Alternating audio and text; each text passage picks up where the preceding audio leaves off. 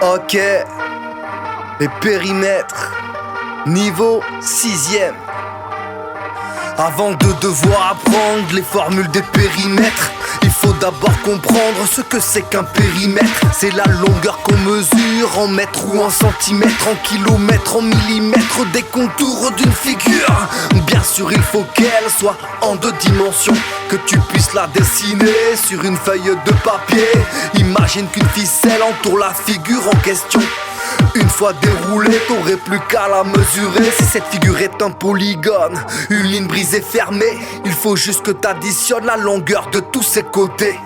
Et dans certains cas, y'a même une formule qui t'aidera. Premier couplet, on s'arrête là, y'a toute la chanson pour ça. Le périmètre, c'est la longueur du contour d'une figure.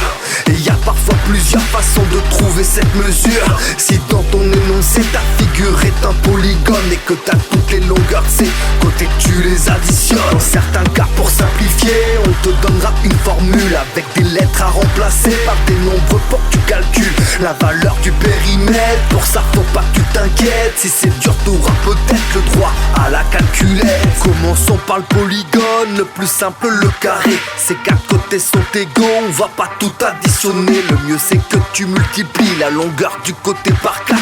Imaginons qu'il fasse 6, 6 x 4 ça fait 24. Désigne la longueur du carré par la lettre C. La formule de son périmètre c'est 4 fois C. Tu remplaces et tu calcules, même formule pour le losange. 4 côtés égaux logique, on peut passer au rectangle. Ça change un peu mais pas de panique. De largeur, de longueur qu'on nomme petite L et grande L. Additionne ces 4 longueurs, t'as 2 petites L, t'as 2 grandes L. En gros, t'as 2 fois petite L plus grande L. Et si ton rectangle fait 5 par 3, remplace calcul et c'est fini. Le périmètre c'est la longueur du contour d'une figure.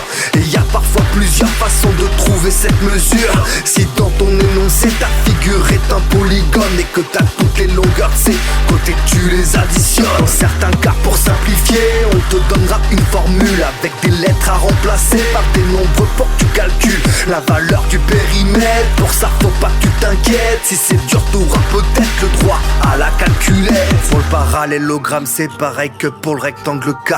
Ses côtés opposés sont égaux donc ça change pas. On passe au cercle par contre, là c'est du par cœur. Et avant faut savoir ce que c'est que pi et sa valeur. Pi c'est un nombre dont la partie décimale ne se finit pas. Il permet de calculer plein de choses, donc on lui a donné un nom. Mais sache qu'il est égal à peu près 3,14. Maintenant revenons au périmètre du cercle. C'est 2 fois pi fois le rayon. Alors comment on s'en sert? Tu remplaces dans ta formule le rayon qu'on te donne. C'est tout simple, si le rayon c'est 5, tu calcules 2 fois 3,14 fois 5. Le périmètre c'est la longueur du contour d'une figure.